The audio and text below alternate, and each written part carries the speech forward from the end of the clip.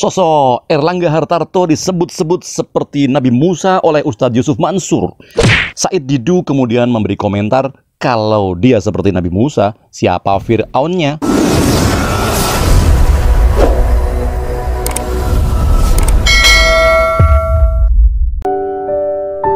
Ceritanya, Ketua Umum Partai Golkar Erlangga Hartarto itu dianggap mengikuti pelajaran Nabi Musa dalam kegiatan politiknya. Apa yang menarik dari Golkar? Ternyata dia itu bersuara. Duluan dia bersuara sebelum yang lain bersuara. Begitu kata Yusuf Mansur. Memenangkan Pilpres 2024, Pileg dan Pilkada adalah target yang hendak dicapai oleh Partai Golkar dalam optimismenya. Kalau pemimpinnya udah bilang begitu, ini belajar dari Nabi Musa. Iya. Nabi Musa itu Pak Hartarto di kisah Al-Quran surat As-Su'ara ayat 61. Begitu berapi-api, kata Ustadz Yusuf Mansur melalui live streaming YouTube. Sebagai seorang pemimpin bagi kaumnya, Nabi Musa tetap tegar dan pantang menyerah, tetap berada di jalan Allah. Nabi Musa itu berdiri sebagai pemimpin kaum dan bangsanya. Dia nggak melihat depannya itu lautan. Dia nggak lihat depannya itu samudra yang sangat luas. Dia nggak lihat di belakangnya itu Fir'aun.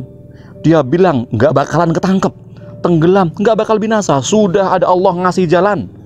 Sambung Ustadz Yusuf Mansur menggebu-gebu. Jalan cerita selanjutnya tentu semua sudah mengetahui. Laut Merah pun terbelah dan Nabi Musa beserta kaumnya, kaum Bani Israel, selamat dari kejaran tentara Fir'aun. Maka Said Didu ngomentarin, Musanya Erlangga Hartarto, Fir'aunnya siapa Ustadz? Maka bukan Ustadz Yusuf Mansur jika tidak pintar menyenangkan orang yang mengundangnya. Kayaknya sudah menjadi hobi lazim sekali para ustadz, mubalik atau penceramah untuk menyenangkan, memuliakan dan mengagungkan orang yang telah mengundangnya. Dalilnya kalau dicari-cari pasti ada dan ketemu. Tapi kan dalilnya untuk memuliakan sesama, bukan memuliakan yang mengundang ceramah. Loh, logikanya kalau kepada sesama saja harus dimuliakan, apalagi kepada yang mengundang ceramah. Betul tidak? Dan ajaran Islam memang memerintahkan untuk kasih sayang, Rahman, Rahim, menghormati, ta'ziman, dan memuliakan, wa takriman kepada siapapun orangnya, terlebih kepada yang mengundang ceramah. WK. Iya.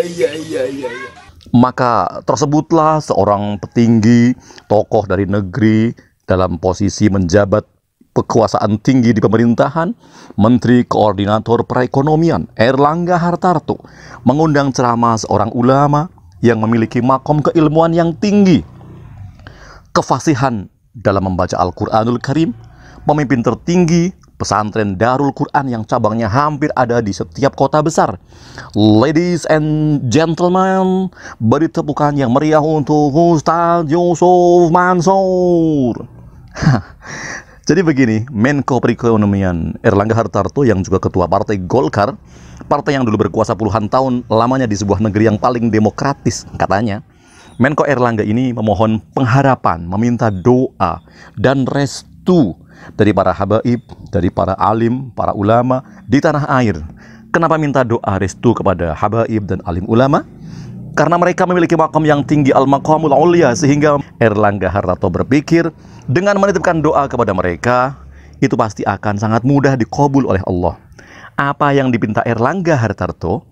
Erlangga minta kepada Allah melalui doa restu para habaib dalam kedudukannya sebagai ketua Partai Golkar, bukan dalam kedudukannya sebagai Menko Perekonomian.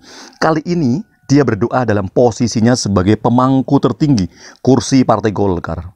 Hartarto memasrahkan doa, menitipkan pengharapan kepada ulama dan habaib untuk dikabulkannya hajat-hajatnya oleh Allah Subhanahu wa Ta'ala, sehingga Partai Golkar bisa memenangkan pemilu, legislatif maupun pilpres. Kami juga berharap semoga dalam hajatan pemilu 2024 nanti Allah berikan jalan dan kemenangan dalam pileg, pilpres, dan pilkada bagi kemenangan Partai Golkar. Begitu kata Erlangga Hartarto. Rupanya pendakwah Ustadz Yusuf Mansur diberi kesempatan menyampaikan tausiah yang isinya ternyata tentu saja memuji habis Ketua Umum Partai Golkar ini sebagai belajar ilmu politik dari Nabi Musa. Ada yang menggunakan diksi Ustadz Yusuf Mansur menyamakan Erlangga Hartarto dengan Nabi Musa dan sebagainya. Menanggapi tudingan berita yang menyebutnya telah menyamakan Ketua Umum Golkar Erlangga Hartarto dengan Nabi Musa, tentu saja Ustadz Yusuf Mansur membantah tudingan publik, tuduhan netizen terhadap Ustadz Yusuf Mansur itu berawal dari beredarnya sebuah video ceramah. Lagi-lagi video ceramah bikin bubrah. Saat itu Ustadz Yusuf Mansur menghadiri sebuah acara secara daring momentum peringatan Maulid Nabi Muhammad SAW yang diselenggarakan oleh Partai Golongan Karya Golkar. Dalam ceramahnya itu Ustadz Yusuf Mansur mengulas dua kisah sekaligus bersamaan, yaitu cerita kisah Nabi Musa alaihissalam dan kisah kaitannya dengan persiapan Partai Golkar dalam pemilu 2024. Ustadz Yusuf Mansur mengatakan bahwa optimisme Partai Golkar dan tekad kuat Erlangga Hartarto persis seperti optimismenya Nabi Musa alaihissalam saat dihadapkan pada peliknya permasalahan.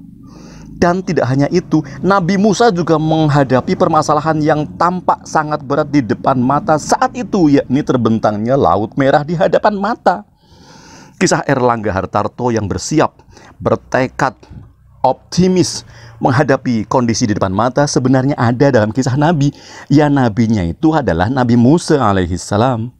Menjadi pemenang pilpres dan pilkada melahirkan optimisme dan keyakinan. Dan ini sebenarnya narasi nubuah. Ini narasi kenabian, narasinya para nabi. Begitu kata Ustadz Yusuf Mansur dalam ceramahnya. Erlangga Hartarto sendiri menyampaikan sangat optimisnya Partai Golkar menang di usia Golkar ke-60. Erlangga Hartarto pun lebih lanjut menyinggung Partai Golkar yang sudah sejak awal menargetkan menang pemilu dan berkeyakinan hakul yakin gologokin kadernya pasti akan jadi presiden. Ustadz Yusuf Mansur lalu memuji Partai Golkar dan pemangku kursi tertinggi yaitu Erlangga Hartarto. Kemudian dibilang bahwa Nabi Musa itu ya Pak Hartarto di kisah Al-Quran surat As-Syu'ara ayat 61. Dia pun menjelaskan maksud ayat 61 surat As-Syu'ara itu, yakni bagaimana Nabi Musa alaihissalam meyakinkan kepada umatnya untuk terus optimis, untuk siap maju menyeberangi lautan saat sudah dikejar pasukan Fir'aun. Menurutnya, dalam ayat itu disebutkan bahwa para pengikut Nabi Musa, yaitu kaum Bani Israel, sudah putus asa, mereka down dan mentalnya runtuh saat melihat di depan mata mereka membentang lautan yang luas. Namun, Nabi Musa alaihissalam meyakinkan kepada para pengikutnya bahwa masih ada Allah. Maka yakinlah kepada Allah bahwa kita akan selamat. Ustadz Yusuf Mansur kemudian mengatakan bahwa inti dari kisah Nabi Musa alaihissalam adalah optimisme yang disandarkan kepada Allah merupakan sebuah kekuatan yang tidak bisa dikalahkan oleh kekuatan manapun. La haula wala quwata illa billah. Lantaran ceramah itulah Ustadz Yusuf Mansur dikomentari pedas. Ia dituding telah menyamakan Erlangga Hartarto dengan Nabi Musa alaihissalam. Tentu saja menjawab tuduhan itu Ustadz Yusuf Mansur pun kemudian membantah. Ustadz Yusuf Mansur menegaskan bahwa tudingan pemberitakan itu jelas-jelas salah. Ia merasa tidak sesuai itu dengan konteks yang disampaikan dalam ceramah. Logika aja lah, masa sih saya berani menyamakan begitu? Hehehe. Tulis Ustadz Yusuf Mansur di Instagramnya akhir Oktober 2021 yang lalu. Pengasuh Pondok Pesantren Modern Tahfidz Darul Quran Tangerang itu pun akhirnya selesai berceramah, kemudian mendoakan agar Partai Golkar bisa memenangkan konstelasi politik dalam pemilu 2024 mendatang. Insya Allah, atas izin Allah, Partai Golkar menjadi pemenang Pilpres, Pileg, dan Pilkada, kata Ustadz Yusuf Mansur saat memberikan tausiah pada peringatan Maulid Nabi Muhammad SAW, sekaligus meresmikan Masjid Ainul Hikmah di kantor DPP Partai Golkar Jalan Anggrek Neli Murni, Selipi, Jakarta Barat, akhir Oktober lalu. Ustadz Yusuf Mansur juga berharap masjid itu memberikan keberkahan kepada Partai Golkar yang berlambang pohon beringin tersebut. Terus Ketua Partai Golkar menyebut Ustadz Yusuf Mansur memang memiliki hubungan baik dengan partainya, Partai Golkar, sebab dahulu kakek Ustadz Yusuf Mansur merupakan kader Partai Golkar. Bila diurut-urut, kakek beliau dulu itu mempunyai nomor anggota Partai Golkar. Begitu kata Erlangga Hartarto. Terus kira-kira setelah memohon pengharapan, meminta ziyadah riyadhah, doa restu, doa dan dukungan para kiai habaib dan alim ulama, terus Partai Golkar menang di semua lini itu, pilpres, pilkada, dan apalagi pileg. Berarti presidennya Erlangga dong. Aduh, kepriben niki lawis mbuh karepmu. Sekarang kita tanggapi aja bahwa Al-Mukarram Ustadz Yusuf Mansur ini, walaupun beliaunya sudah membantah bahwa dirinya tidak menyamakan Ketua Partai Golkar Erlangga Hartarto dengan Nabi Musa alaihissalam, tetapi harap dimaklumi bahwa boleh jadi narasi yang dibawakan, narasi yang disampaikan Ustadz Yusuf Mansur, jika disampaikan dan kemudian disimpulkan, ya hasilnya kesimpulannya ya seperti itu.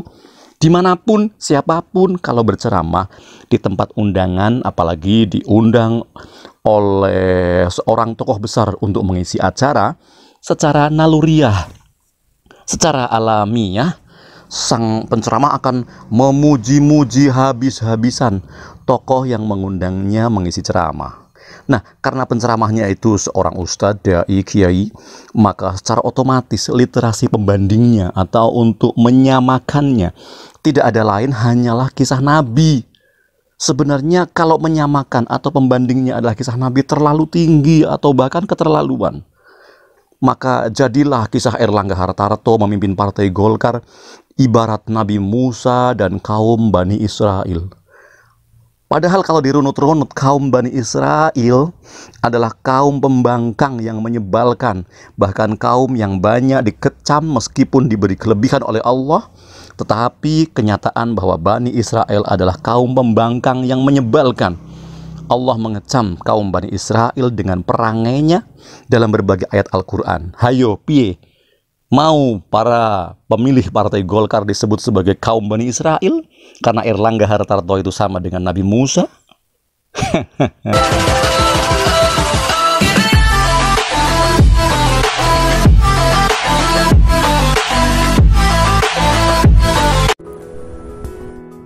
Terima kasih teman-teman yang sudah menonton video ini. Jangan lupa klik tombol subscribe. Dan jika kalian suka video ini, angkat jempol kalian. And see you!